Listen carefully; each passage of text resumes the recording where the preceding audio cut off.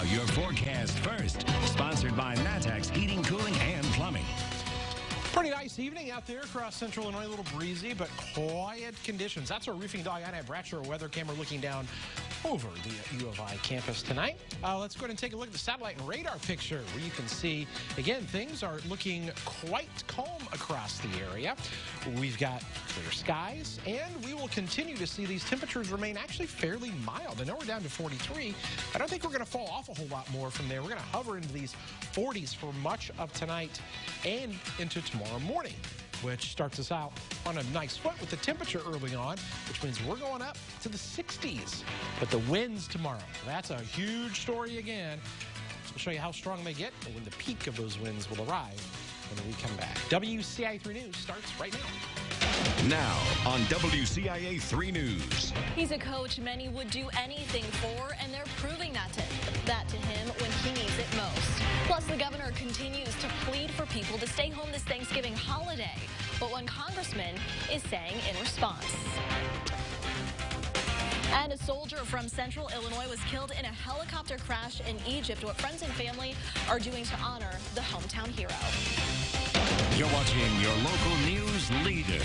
This is WCIA 3 News at 6. Because he goes beyond and extra for all these kids around here. And kids know it, and they love him for it. But now he needs a little help from them and the whole community. Good evening, I'm Paul CICCHINI. And I'm Jessica KUNZ in for Jennifer. A Danville coach has congestive heart failure, but Marcus Forrest is not fighting this alone. A lot of people are helping out, and they say it's simple because of the person he is. WCIA 3's Courtney Bunting joins us live now. So Courtney, what exactly are they doing for him? Well, Jessica, they're raising money to help pay for his medical bills. This is something his wife put together, but it doesn't help that Marcus Forrest is a name many people in the Danville area know and love. A great human being to start with, a wonderful coach. He's a great father, he's a great grandfather, great husband. Marcus is one of the most positive men I've ever met in my life. It doesn't matter who you ask. Everyone has something good to say about Marcus Forrest. The Danville High School head football coach is just that kind of person. He's one of those ones that if you ask him to do something, if he's busy, he's going to find a way to make it happen, to make sure it's okay. You know, he makes it easier on other people. But he's facing a serious health complication. We thought he was having some trouble with his asthma, and we took him in to get checked out. His wife, Tabitha, says they found out it was much worse than that. He has congestive heart failure. It is definitely tough news to hear, and something you have to take in with grace when you weren't expecting it. But even in the face of such a hard reality, Tabitha never seems to lose her positivity. And that must be what brought she and Marcus together. Because by all accounts, Marcus is the same way. He's very upbeat. Like with him, you would never know anything that's going on, laughing, joking. His spirit is great. It's just who he is. And he won't be alone in that fight. While the medical bills keep piling up, people in Danville are stepping up to help by donating. We are normally the givers. That's our heart. We love to give. We love to help. So for the community in Danville and outside of Danville to want to bless us and help us and give, it's life-changing. Forrest needs a heart transplant, but before that can happen, doctors have to figure out what kind of heart he needs, and that's still in the process of happening right now. He's undergoing a lot of testing. He went through a lot today. Jessica? It's good to see all that support behind him. Courtney, thank you. If you want to help out the family, there are a few ways you can do that. We have a list of those on WCIA.com. Other news tonight, the oldest woman in Champaign County with COVID-19 has passed away. She was over 100 years old. Health officials say she's the 41st person who's died with the virus in the county. The state has passed the 11,000 mark for COVID-19 deaths. There are 140 new deaths that have been recorded in just the last 24 hours. Some of those were in Coles, DeWitt, Effingham, Logan, Macon, Sangamon, and Vermilion counties. There are almost 9,000 new cases recorded in the last 24 hours as well, and that makes over 606,000 total cases recorded in the state since March. The state's 7-day rolling positivity rate is now at 14.2%. That is a little bit lower if there is some good news to be found. Health officials are urging the public to limit the size of Thanksgiving dinner parties this year. Now, the state's first family is no exception. Capitol Bureau Chief Mark Maxwell joins us from Springfield. Mark, the governor came under fire this week when he hesitated to answer a question about how his family will be spending the holiday. Paul, we sat and waited to monitor this story all week. There were rumors flying hot and heavy last week and early into this week. On Monday, when reporters asked Governor Pritzker, where will you spend Thanksgiving dinner? You're asking everybody to stay home, limit their gatherings. Where will you be, in Illinois or at your other home in Florida?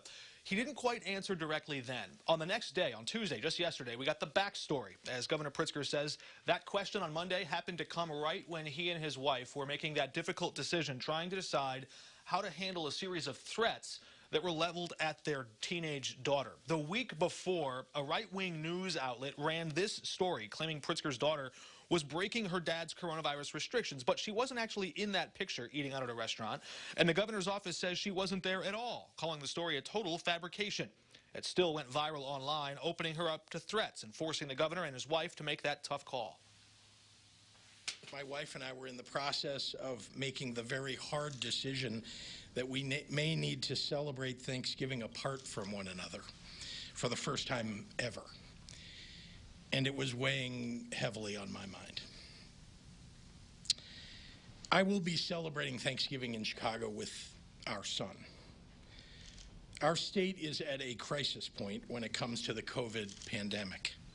And as leader, I believe that the situation is simply too grave for me to be elsewhere. My wife and daughter are in Florida, and they will remain there indefinitely. On Twitter, Illinois Republicans in Congress hammered the governor for hypocrisy, though there's no reason to believe they knew that backstory about his daughter. In fact, just moments ago, response from Congressman Rodney Davis's office in a text message, quote, Rodney takes threats against public officials and their families seriously. In fact, a man is being sentenced tomorrow for threatening to shoot Rodney in the head. He condemns all threats made against public officials and their families. Rodney's tweets regarding Governor Pritzker's hypocrisy only reference the governor, nobody else. And they go on to say that the governor has asked people to stay home. We're glad he's now decided to follow his own travel guidance, but should practice what he preaches. That's, of course, what Governor Pritzker is urging people to do and can little afford to have the public questioning whether or not he's following his own guidance. One other lesson in politics and in life that stands out about all of this is on whether it's watching fake news, things being shared, viral memes, whatever it is, that rush to judgment is easy, the knee-jerk reaction. It's harder, but worth it to practice patience and wait and see what the rest of the story is. There's almost always more than meets the eye. Paul, about that. Mark, thanks for that update tonight. Well, with the increase in COVID cases and the decrease in temperatures coming, Ameren, Illinois started its winter shutoff moratorium a little earlier this year. It's suspending service disconnections for residential customers effective today, but it's urging those having financial challenges because of the pandemic to pay whatever they can to avoid falling too far behind on their energy bill. And we have more information about that program at WCIA.com. We have a follow-up for you tonight. A Champaign murder suspect is fighting his extradition back to Illinois. Calvin Williams is being charged in the shooting death of 16-year-old Garyante Brown. Williams is in custody in Michigan. The Champaign County Sheriff tells us he has refused extradition, and now they're waiting for a governor's warrant to bring him to Urbana. It isn't clear how long that may take. People are paying tribute to a fallen soldier and hometown hero. Watsika native Sergeant Jeremy Sherman died last week in a helicopter crash in Egypt. WCIA 3's Jen Lask joins us live in Watsika tonight. So, Jen, how exactly are they honoring him? People line the streets with American flags to honor Sergeant Sherman's memory.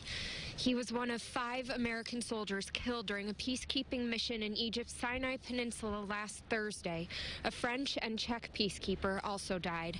Sherman left behind a new bride, and his family described him as someone who was fearless, loved flying, and always looked out for others and was willing to help a fellow soldier and a friend. Now, the family just returned from Dover, where the dignified transfer took place, and they say they had no idea when they were driving into town yesterday that these flags would be out there, and they were deeply touched by it. Live in Watsika, Jen Lask, WCIA 3, your local news leader. All right, Jen, thank you. We're a week away from one of the biggest holiday travel days. We'll tell you how it stacks up to last year. Also tonight, the IHSA State Basketball Tournament is coming home. But is that this year or next? All right, Kevin. Temperatures haven't been too bad to end out this week, and I know they're warming up a little bit, but that is not the biggest news in the weather department. Yeah, well, the winds are going to be back again, and your Christmas decorations are going to be put to the test again tomorrow. There he goes. The confidence in the man's Christmas decoration abilities to hold those onto the house despite those winds. We're going to come back and talk to you about these really strong winds that we are going to see, especially after these temperatures get to the 60s.